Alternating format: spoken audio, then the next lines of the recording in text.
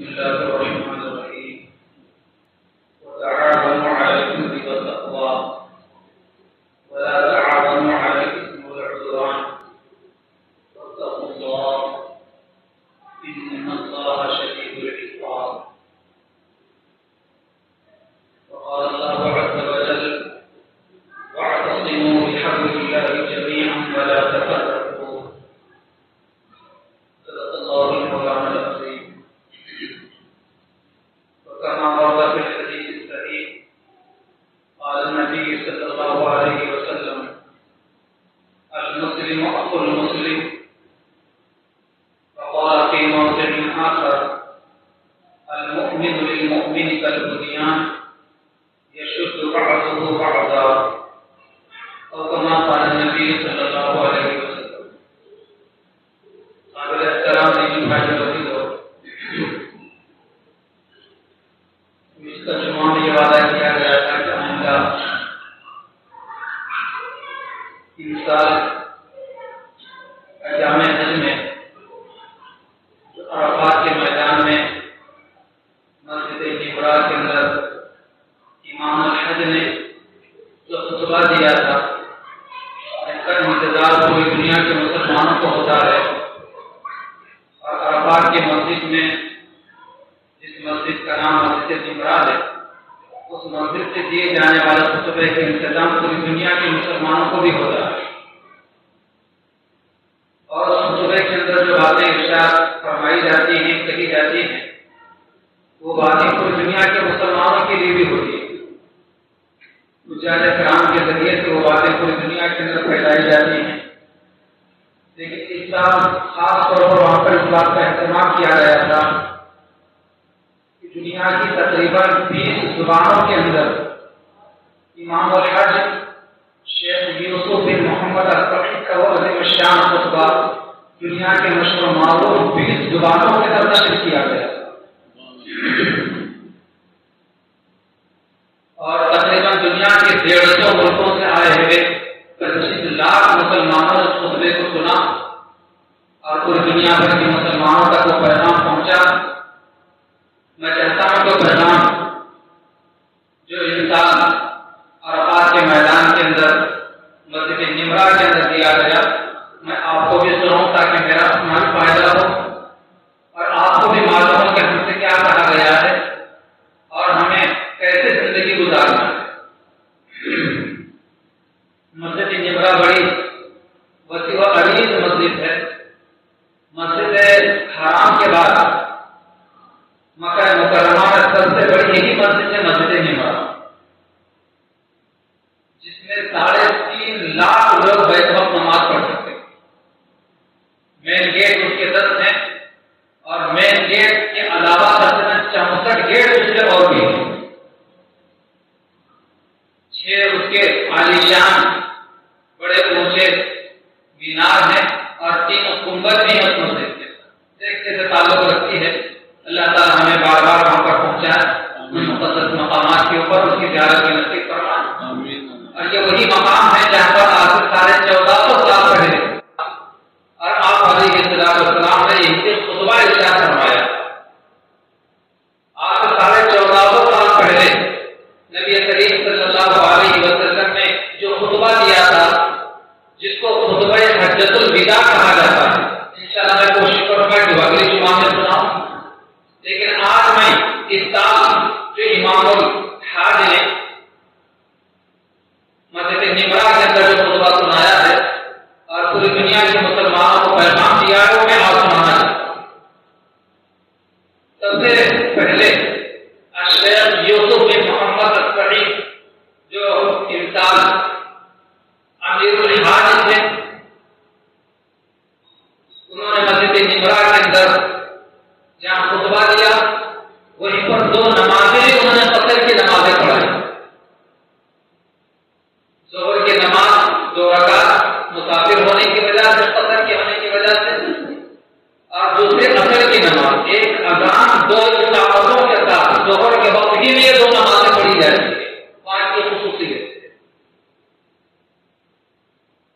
سب سے پہلے شیخ یوسف بن محمد الفقی نے یہاں کا کا کلام شروع کیا کہ لوگوں مسلمانوں کو اپنے صفوں میں اتحاد پیدا کرو. اتحاد ایک ایسی چیز ہے مسلمانوں کا آپس میں مل جل کر رہنا، اپنے صفوں میں اتحاد پیدا کرنے کا ایسا عمل ہے گویا مسلمانوں کی اتحاد کو زندگی قرار دیا گیا اور مسلمانوں کے اختلاف کو موت قرار دیا گیا.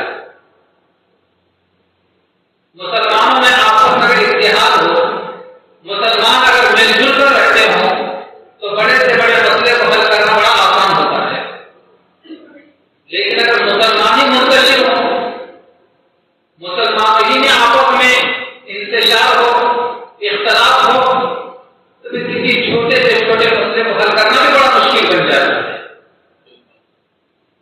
اس لیے اس سال جو خطبہ کیا گیا عرفات کے میدان میں بنیادی طور پر سب سے پہلے یہاں سے آغاز کیا گیا، بات اٹھائی گئی کہ لوگوں تم مسلمانوں آپس میں اتحاد پیدا کرو، آپ کی چھوٹے چھوٹے اختلافات کو فراموش چھوڑ دو اور ملت کے خاطر دین اسلام کے خاطر متحد ہو جاؤ. اور اگر سارے مسلمان متحد ہو جائیں تو کسی دشمن کی مجال نہیں مسلمانوں کو آنکھ اٹھا کر دیتے. اس لیے ہمیں چاہیے کہ ہم اپنے اختلافات کو ختم کر دیں، دین اسلام کے خاطر بحیثیت مسلمان ہونے کے اپنے صفوں کے اتحاد پیدا کریں. اللہ تعالیٰ ہم سب کے لیے یہ عمل آسان فرمائے. اور اس بات کو مؤثر کرنے کے لیے امام الحق شیخ یوسف بن محمد السعید نے قرآن مجید کی آیت مبارکہ کا حوالہ دیا کہ واعتصموا بحبل اللہ جمیعا ولا تفرقوا، کہ لوگوں تم اللہ کی رسی کو مضبوطی سے تھامو، ولا تفرقوا منتشر مت ہو جاؤ، فرقوں میں مت بڑھ جاؤ. اور اگر تم فرقوں میں بڑھ جاؤ گے، منتشر ہو جاؤ گے، آپس میں اختلاف اگر رکھو گے تو پھر تمہاری دشمنوں کی مقابلہ ہوا اچھڑ جائے گی، تو کسی دشمن کا مقابلہ کرنے کی طاقت نہیں رکھ سکو گے. تو بڑی عظیم بات اس آیت مبارکہ کے اندر فرمائی گئی. پھر دوسرے نمبر پر پورے دنیا کے مسلمانوں کو یہ پیغام دیا گیا کہ لوگوں مسلمان آپس میں ایک دوسرے کے بھائی، المسلم اخو المسلم، کہ ایک مسلمان دوسرے مسلمان کا بھائی ہے، اس کو اپنا بھائی سمجھا جائے. کسی بھی مسلمان کو کسی بھی موقع پر کہیں پر بھی بے یار مددگار نہ چھوڑا جائے. فرمایا آقا جہاں علیہ السلام نے المؤمن للمؤمن کالبنیان یشد بعضه بعضا، ایک مومن دوسرے مومن کے لیے ایک عمارت کی طرح ہوتا ہے کہ عمارت کا ایک حصہ دوسرے حصے کو مضبوط کرتا ہے. اسی طریقے سے مسلمانوں کو بھی چاہیے کہ آپس میں ایک دوسرے کو مضبوط کرنے کی کوشش کریں، ایک دوسرے کو سہارا دینے کی کوشش کریں، ایک دوسرے کے لیے قوت بازو بن کر کھڑے ہو جائیں، لیکن کسی کو بے یار مددگار نہ چھوڑیں. یہاں اوپر یہ بات میں ذہن میں رکھیں کہ ایک مسلمان دوسرے مسلمان کا بھائی ہے. ویسے بھائیوں کی دنیا میں 7 قسمیں، بھائیوں کی 7 قسمیں ہیں. ایک تو عینی بھائی جس کو حقیقی بھائی سگے بہن بھائی کہا جاتا ہے، یعنی جس کے ماں باپ دونوں ایک ہو. اور دوسرے ہے اللہتی بھائی. اللہتی بھائی کا مطلب یہ کہ باپ ایک تو ماں دو. اور تیسرے یہ ہے کہ اخیاتی بھائی. اخیاتی بھائی کا مطلب یہ ہے کہ باپ دو ماں ایک ہو. اور چوتھے یہ ہے کہ رضاعی بھائی. رضاعی بھائی کا مطلب یہ کہ دودھ شریک بھائی.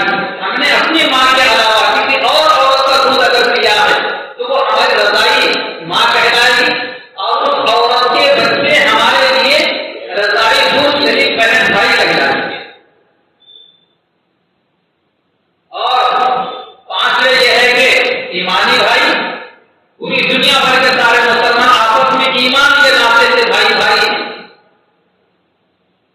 اور بھائی کی چھٹی قسم یہ ہے کہ پیر بھائی کا مطلب کہ ہم نے کسی شیخ سے، ہم نے کسی مرشد کامل کے ہاتھ پر بیعت کیا ہے، تو جتنے لوگ اس مرشد کامل اور شیخ کے ہاتھ پر ہم نے بیعت کی ہے تو وہ سارے مسلمان اس شیخ کے ہاتھ پر بیعت کرنے والے پیر بھائی کہلاتے ہیں۔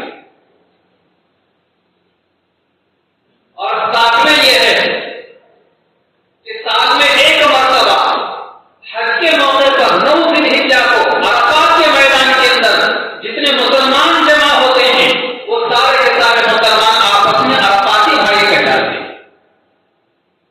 سال میں ایک مرتبہ 9 ذی الحجہ کو عرفات کے میدان میں جتنے مسلمان جمع رہتے ہیں، اس سال جیسے دنیا بھر کے 150 گروپوں سے 25 لاکھ مسلمان آئے، وہ اس سال ہوا ہے کہ 25 لاکھ مسلمان آپس میں عرفاتی بھائی بہن۔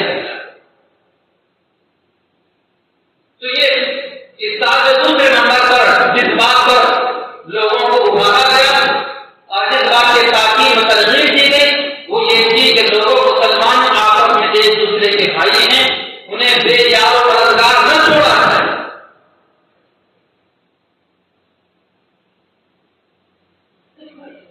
اور تیسرے نمبر پر امام الحاج نے الشیخ یوسف بن محمد السعید نے جس بات کی طرف مسلمانوں کو ترغیب دی اور تاکید کی وہ یہ تھی کہ لوگوں نماز پڑھی جائے، زکات دی جائے اور غریبوں کی مدد کی جائے۔ یہ 3 کام ایسے ہیں جس کی وجہ سے اللہ تبارک و تعالیٰ کی مدد ہمارے شامل حال ہوتی ہے۔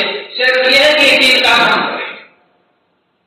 ایک تو ہے کہ نماز کو اہتمام سے پڑھی جائے، جہاں ہم نماز پڑھتے ہیں اپنے حلقۂ احباب کو دیکھا جائے۔ میں جس گھر میں رہتا ہوں، میرے گھر میں اگر 5 افراد موجود ہیں تو 5 افراد میں سے کتنے لوگ نماز پڑھتے ہیں؟ میں اگر 25 لوگوں کے پنڈ میں رہتا ہوں تو 25 لوگوں میں کتنے نماز کی؟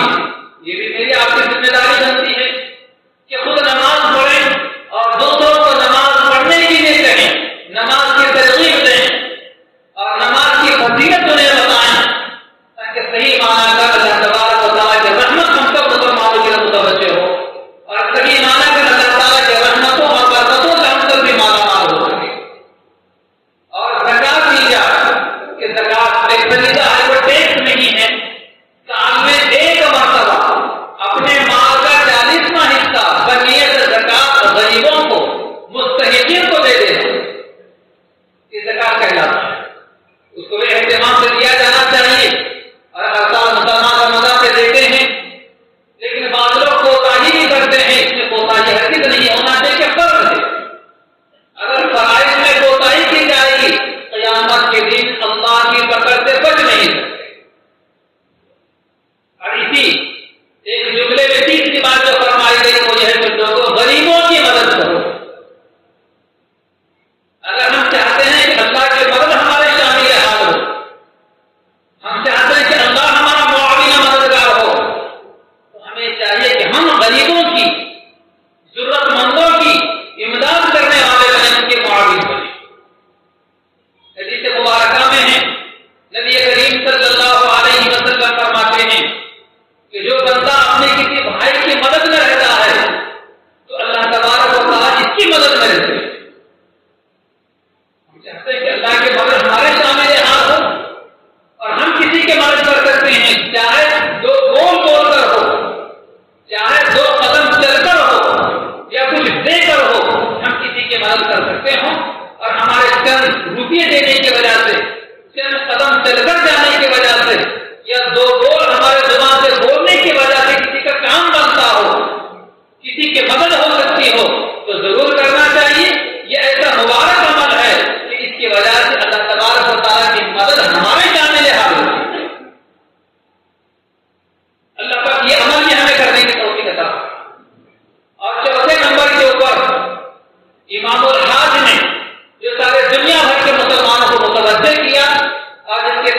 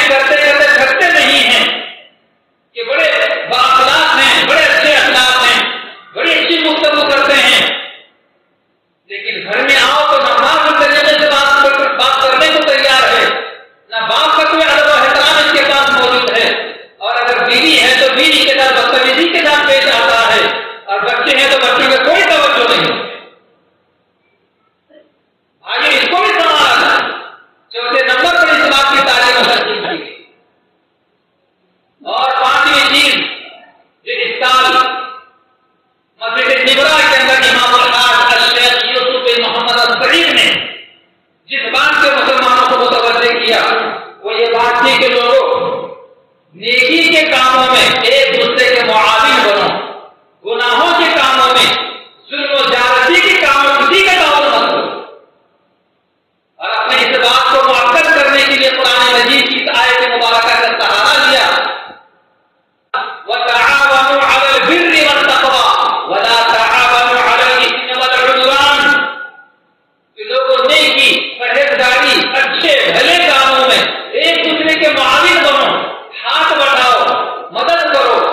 وَلَا تَعَاوَنُوا عَلَى الْإِثْمِ وَالْعُدْوَانِ، لیکن گناہوں کے کاموں میں، ظلم و زیادتی کے کاموں میں کسی کے معاون مت بنو، کسی کا ہاتھ مت بٹاؤ، بلکہ صاف ہاتھ اٹھا دو کہ میرے بس کا کام یہ نہیں ہے کہ تم خود غلط کام کر رہے ہو اور میں اس میں تمہاری مدد کروں، یہ میرے بس کا کام نہیں ہے، نہ ہی میرا خدا اس کی مجھے اجازت دیتا ہے۔ چاہے وہ غلط کام کرنے والا میرا اپنا بھائی ہو، چاہے میری اولاد ہو، چاہے کوئی دوست احباب ہو، غلط کام اگر کسی سے بھی ہو رہا ہے ہم ہرگز اس کے معاون نہ بنیں۔ آج عجیب و غریب بات ہوتی ہے کہ معمولی کوئی بات باہر ہو جاتی ہے، خود اس کی نادانی اور غلطی ہوتی ہے اور اپنے دوستوں کی ٹیم کو بلا لاتا ہے اور پھر کوئی ایسا جھگڑا کھڑا ہوتا ہے کہ ایک دوسرے کے جان کے اور خون کے دشمن ہو جاتے ہیں۔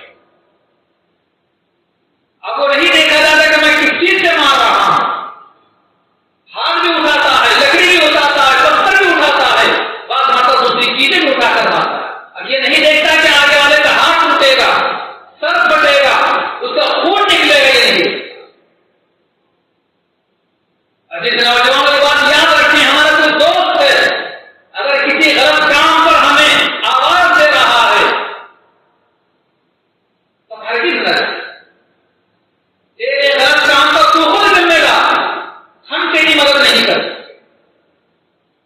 آئے دن مسلم محلوں میں، مسلم دوستوں میں، مسلم علاقوں میں اس قسم کی باتیں پیش آ رہی۔ معمولی دوستوں آپس میں کوئی بات ہو گئی، اس دوست نے اپنے دوستوں کو اور ٹیم کو بلا لیا، اس دوست نے اپنے دوستوں کو بلا لیا، آپس میں 10 اور 5-25 لوگوں کے آپس میں مٹ بھیڑ ہو گئی اور بڑا جھگڑا ہو گیا، خون بہہ گیا، ہاتھ ٹوٹ گئے، سر پھٹ گئے۔ اس قسم کی نوبتیں مسلمانوں میں آ رہی۔ حج کی عظیم خطبے کے اندر ایسے سارے نوجوانوں کو متنبہ کیا گیا ہے اور آگاہ کیا گیا ہے کہ لوگوں اور جس نوجوانوں نیکی کے کاموں میں، اچھے کاموں میں، خیر کے کاموں میں ایک دوسرے کے معاون بنو، لیکن برے کاموں میں، گناہوں کے کاموں میں، ظلم و زیادتی کے کاموں میں ہرگز کسی کا تعاون مت کرو۔ واتقوا اللہ، اور سنو اس سلسلے میں اللہ سے ڈرتے رہو۔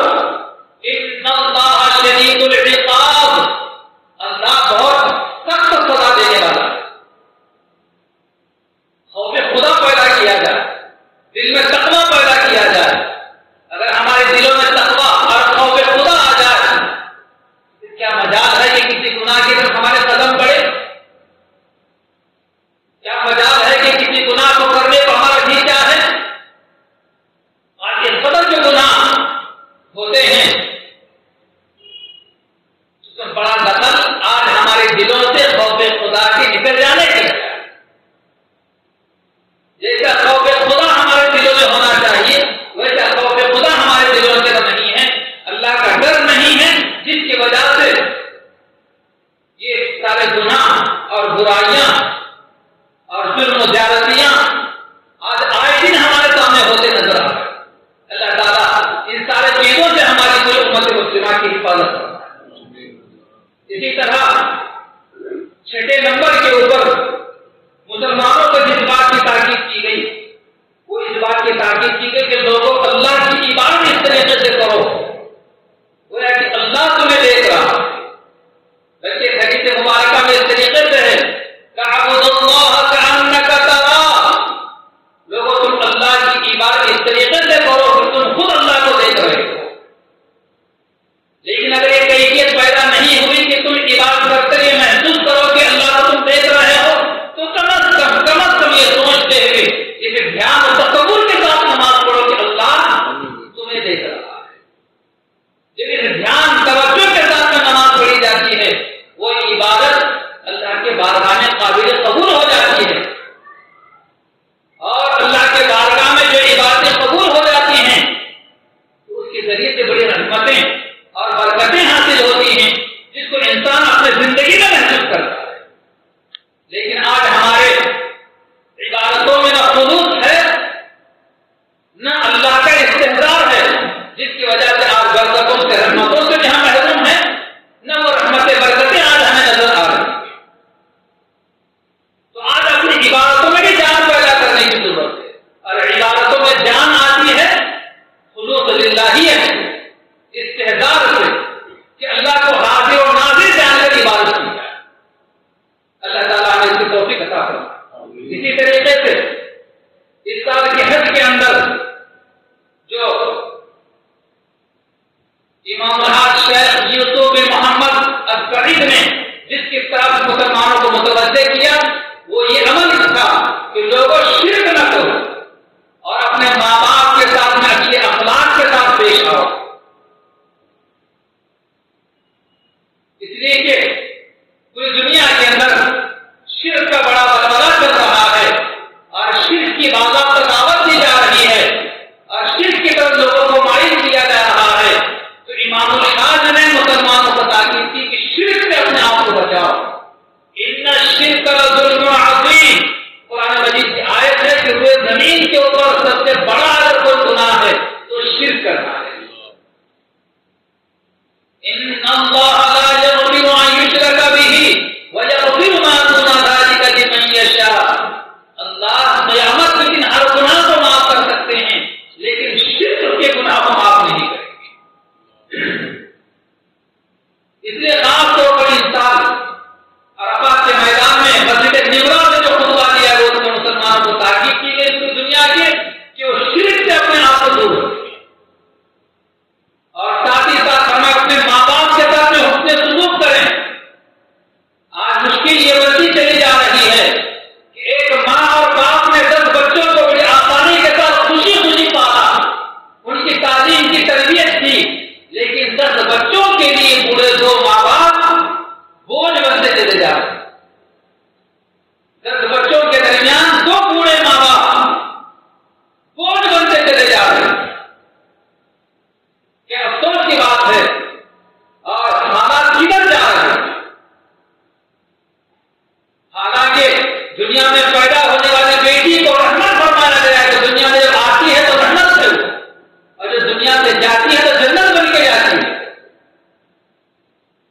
الجنت تحت اقدام امہات، کہ لوگوں تمہاری جنت تمہارے ماں کے قدموں تلے۔ لیکن آج کتنی مائیں ایسی ہیں جو اپنے بیٹے کے حسن سلوک کو ترس رہی ہیں لیکن بیٹا پلٹ کر دیکھنے کو تیار نہیں، بس اپنی بیوی اپنے بچے کون ماں کون باپ اس کو دیکھنے کو تیار نہیں۔ اور اس حرکت کی وجہ سے آگے مصیبتیں بھی آتی ہیں اور آدمی خیر و برکتوں سے بھی محروم ہو جاتا ہے۔ آج کتنے لوگ ایسے ہوتے ہیں جو دوسروں کو دعائیں کرتے پھرتے ہیں، دعاؤں کے لیے کہتے پھرتے ہیں، مسجدوں میں دعائیں کرواتے ہیں، یہاں وہاں دعائیں کرواتے ہیں، لیکن یاد رکھیں ہم میں سے کسی کے ماں باپ اگر زندہ ہیں، سب سے زیادہ اولاد کے حق میں اگر کسی کی دعا قبول ہوتی ہے تو اس کی پورے ماں باپ کی دعا قبول ہوتی ہے۔ یہ کوئی منع نہیں کہ دوسروں سے دعا کی درخواست کرنا، لیکن سب سے پہلے اپنے بوڑھے ماں باپ سے کہیں آپ کا کوئی مسئلہ رکا ہوا ہے، آپ کو کوئی پریشانی آئی ہوئی ہے، آپ کسی اہم کام کے لیے جا رہے ہیں تو اپنے بوڑھے ماں اور باپ سے کہہ کر جائیے کہ میں ایک اہم کام کے لیے جا رہا ہوں، آپ کی دعاؤں کی مجھے سخت ضرورت ہے۔ اگر بوڑھے ماں اور باپ کو ضرورت کی الفاظ نکل جائیں کہ بیٹے اللہ تیرے لیے کام آسان فرما دیں، بس مسئلہ حل ہو گیا۔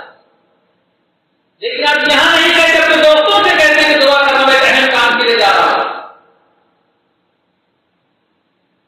تو یہ جو تاکید کی کہ لوگوں شرک سے اپنے آپ کو بچاؤ اور اپنے ماں باپ کے ساتھ میں حسن سلوک کرو، ان کی قدر کرو کہ بہت بڑی نعمت دنیا میں ہے، ماں باپ کو کوئی بدل دنیا کے اندر نہیں ہے۔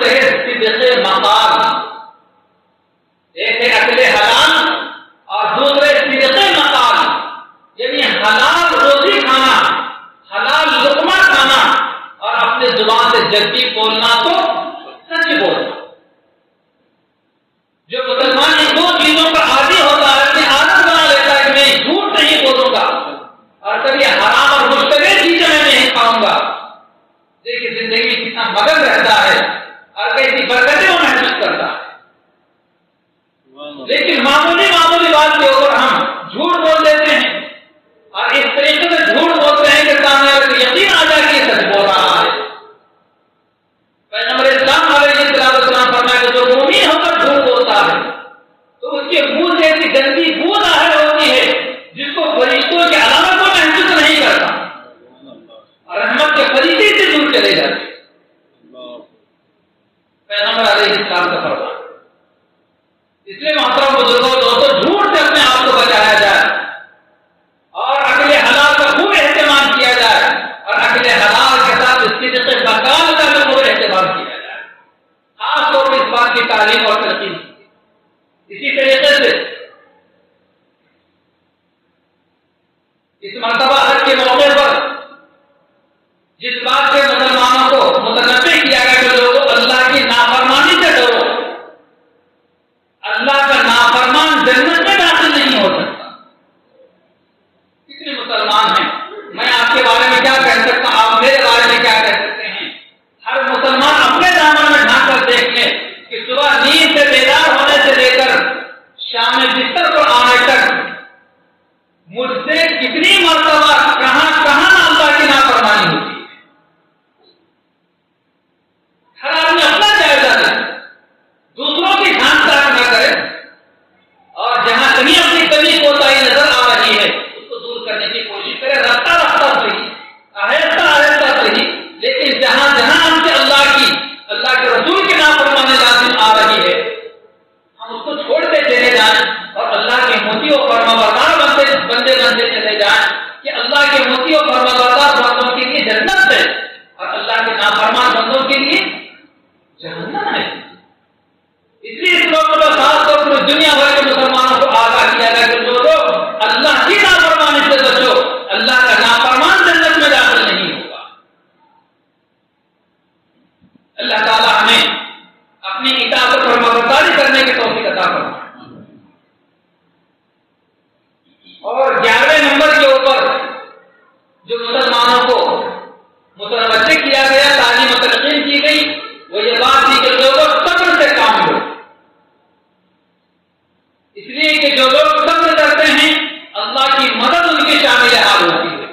ان اللہ مع الصابرین، اللہ صبر کرنے والوں کے ساتھ ہیں۔ اللہ صبر کرنے والوں کے ساتھ میں کا مطلب یہ ہے کہ اللہ کی مدد صبر کرنے والوں کے ساتھ میں۔ آج معمولی باتوں پر ہم مشتعل ہو جاتے ہیں، بھڑک جاتے ہیں، آخر اٹھانا شروع کر دیتے ہیں، آخر چڑھا دیتے ہیں اور تیری میری پر آ جاتے ہیں۔ بزرگوں موجودہ حالات اس بات کی اجازت نہیں دیتے کہ بے صبری کا معاملہ کیا جائے، بے صبری اختیار کی جائے، بلکہ بہت زیادہ صبر کے ساتھ کام لینے کی ضرورت ہے، بہت زیادہ دانش مندی کے ساتھ میں زندگی کی گزارنے کی ضرورت ہے۔ غفلتوں کو دور کیا جائے، لاپرواہیوں کو ختم کیا جائے، جہاں کہیں ہم رہتے ہیں چاق و چوبند رہنے کی کوشش کی جائے۔ شریعت کی اصطلاح میں صبر 3 چیزوں کا نام ہے۔ پہلی چیز یہ ہے کہ اپنے نفس کو، اپنے ذات کو حرام اور ناجائز چیزوں سے روکا جائے۔ صبر کا ایک شعبہ ہے کہ اپنے ذات کو، اپنے اعضاء کو حرام اور ناجائز چیزوں سے روکا جائے۔ اور صبر کا دوسرا شعبہ یہ ہے کہ اپنے ذات کو، اپنے آپ کو اللہ کی اطاعت کے لیے، اللہ کی بندگی کے لیے مجبور کیا جائے کہ تجھے فجر کے لیے اٹھنا ہے، تجھے بندگی کرنا ہے، تجھے عبادت کرنی ہے۔ اپنے نفس کو، اپنے ذات کو اللہ کی بندگی کے لیے، اللہ کی عبادت کے لیے مجبور کرنا ہے۔ صبر کے 2 شعبے ہو گئے۔ اور صبر کا تیسرا شعبہ یہ ہے کہ کسی مصیبت کے موقع پر، کسی مشکل حالات میں، کوئی پریشانی کا موقع ہو، مصیبت کے دن ہو، تو صبر سے کام لیا جائے، بے صبری نہ کی جائے۔ اسلام اپنے ماننے والے مسلمانوں کو مصیبت کے موقع پر صبر کی تعلیم دیتا ہے اور خوشیوں کے موقع پر شکر کی تعلیم دیتا ہے۔ اللہ تعالی ہمیں ان ساری باتوں کو سمجھ کر اس کے مطابق عمل کرنے کی توفیق عطا فرمائے۔ آج بھی ترتیب میں نے یہ 10 سے 11 باتیں آپ کے سامنے بیان کی ہیں۔ یہ وہ باتیں ہیں جو اس سال میدان عرفات میں مسجد نمرہ کے اندر امام الحاج الشیخ